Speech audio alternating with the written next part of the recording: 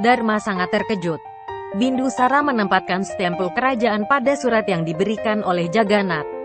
Jagannath tersenyum puas saat ia hendak mengambil surat dari tangan Bindusara ini. Sekarang Kaurvaki akan menjadi milik Asoka, dan tahta Magadha akan menjadi milik kami. Bindusara meminta, jangan sampai ada yang tahu tentang perjanjian ini sampai pernikahan selesai. Asoka tidak akan menikah, dan perjanjian ini akan batal. Jagannath berjalan keluar dari ruangan. Air mata menetes dari mata Bindusara. Dharma menatapnya. Devi sedih memikirkan Kaurvaki yang memarahi dirinya. Mengapa aku melakukan semua ini, ketika aku bukan apa-apa baginya? Dia hendak pergi ketika Kaurvaki datang. Mohon maafkan aku. Devi memanggilnya sebagai Tuan Putri. Aku sudah menyiapkan haldi untuk Anda. Kaurvaki menghentikannya. Jika kau akan meninggalkanku, maka apa yang akan terjadi padaku? Devi menjawab, kau tidak membutuhkanku. Aku tidak ingin ikut campur dalam kehidupan pribadimu. Apa peranku dalam hidupmu? Kaurvaki bilang, aku membuat kesalahan. Aku tahu aku seharusnya tidak mengatakan itu. Kau tahu aku berbicara tanpa berpikir. Devi berkata, orang mengatakan kebenaran dalam kemarahan. Kaurvaki menyangkal. Itu bukan keputusan yang mudah bagiku. Aku harus mengirim dia untuk berperang. Aku tidak marah padamu, tapi dengan takdirku.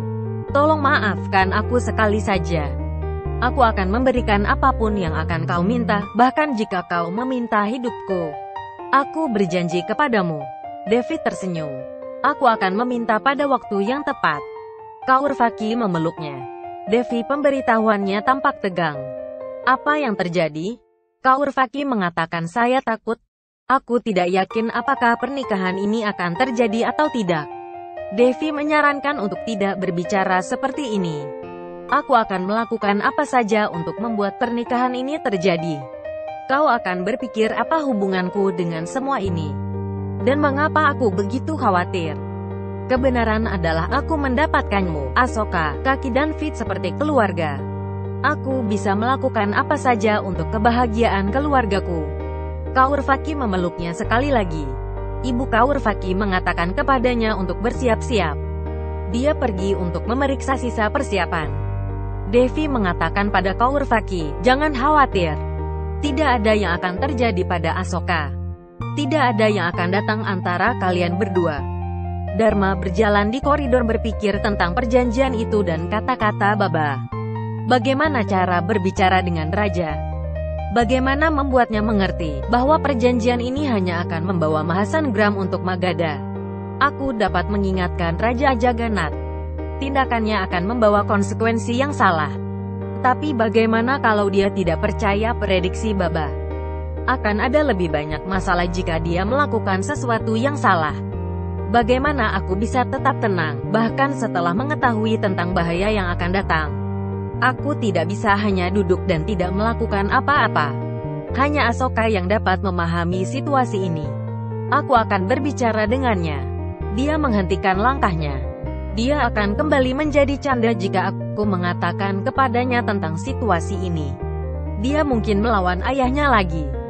Kali ini Sampora mungkin tidak mampu menanggung perpisahan. Jika mereka terpisah, maka musuh akan memanfaatkan situasi ini.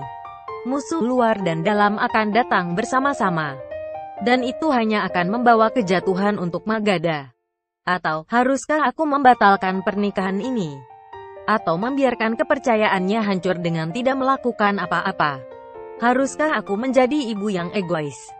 Atau ratu yang egois? Aku tidak bisa memikirkan apapun. Harus ada jalan keluar dari situasi ini. Dia mendengar suara gemuruh dan terkejut. Dia menemukan singa pilar Asoka berdiri di sana, lalu menghilang dalam beberapa detik.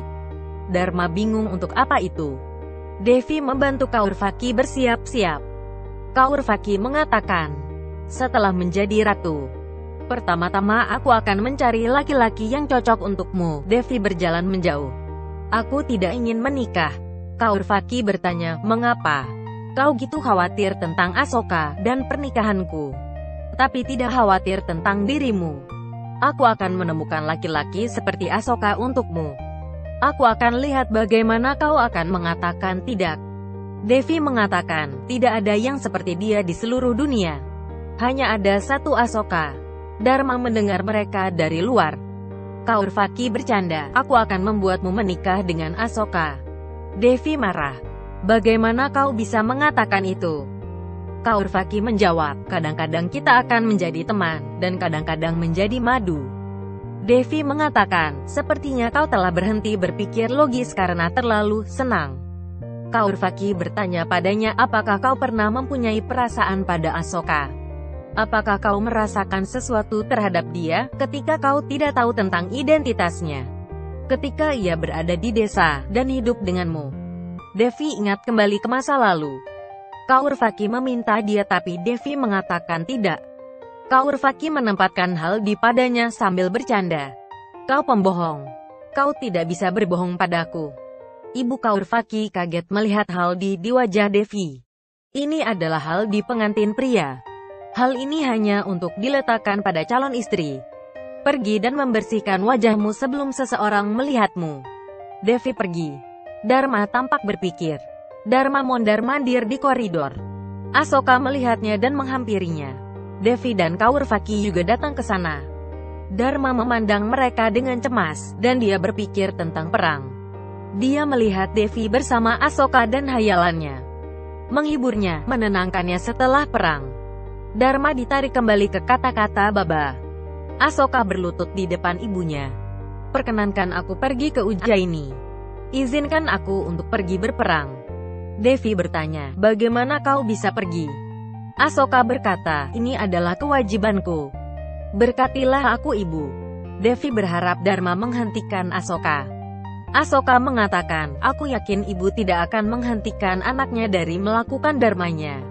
Dia mengulurkan tangan untuk menyentuh kaki ibunya. Tapi Dharma melangkah mundur. Tilakmu sudah selesai. Kau tidak akan pergi dari istana. Lupakan Ujjaini. Aku tidak akan mengizinkanmu pergi kemanapun. Asoka kaget. Dharma mengatakan, sudah terlalu banyak masalah datang dalam pernikahanmu. Kita tidak ingin lagi. Ayahmu telah menenangkan situasi setelah gitu banyak kesulitan. Kau harus menghormati itu. Jika kau berangkat dari istana, maka situasi akan di luar kendali. Kau tidak bisa pergi dari istana sampai pernikahanmu, Asoka bilang. Aku tidak bisa melupakan tugasku untuk pernikahanku. Dharma tidak berdaya. Aku punya alasan untuk tidak mendukungmu hari ini. Aku telah mengandungmu selama 9 bulan. Aku memberikan sumpah itu. Kau tidak pergi kemanapun sampai aku memintamu. Asoka dan Kaurvaki tertegun, sedangkan Devi senang. Dharma mengatakan pada Kaurvaki dan Asoka agar pergi ke kamar mereka. Sesuai tradisi kita, kalian berdua tidak boleh bertemu setelah ritual Haldi. Ini salah. Kau akan bertemu dengan Kaurvaki ketika kau akan mengisi dahinya merah. Dia meletakkan tangan Asoka di kepalanya. Berjanjilah kau tidak akan pergi ke Ujjaini. Asoka pergi tanpa berkata apa-apa. Kaurvaki juga menuju ke kamarnya. Dharma bertanya pada Devi, apakah kau akan mendukungku untuk menangkal masalah yang akan terjadi? Devi meyakinkan dirinya dia selalu bersamanya. Dharma menepuk pipi Devi dengan emosional. Di malam hari, Dharma berpikir tentang semua hal. Juga imajinasinya. Bagaimana ini mungkin? Asoka mencintai Kaurvaki. Dia adalah wanita terbaik baginya.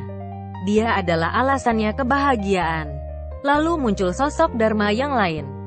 Dia mengatakan, kau tidak dapat memisahkan Asoka dan tugas-tugasnya. Dharma mengatakan, Asoka telah melakukan tugasnya tanpa pamrih. Baik itu sebagai anak, pangeran atau murid. Aku juga memiliki tanggung jawab sebagai seorang ibu. Anakku telah mencintai sesuatu untuk pertama kali dalam hidupnya.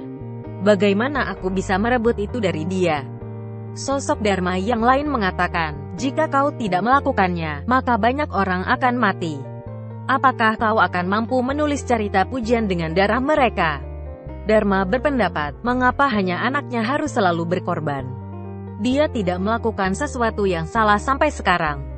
Mengapa semuanya jadi salah dengannya? Jika aku memisahkan dia dari Kaurvaki, maka dia akan hancur.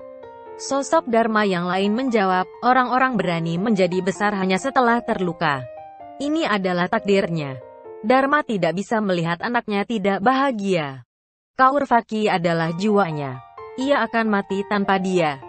Dirinya yang lainnya menjelaskan, prioritas dari raja adalah kewajibannya, terutama kedamaian dan kebahagiaan.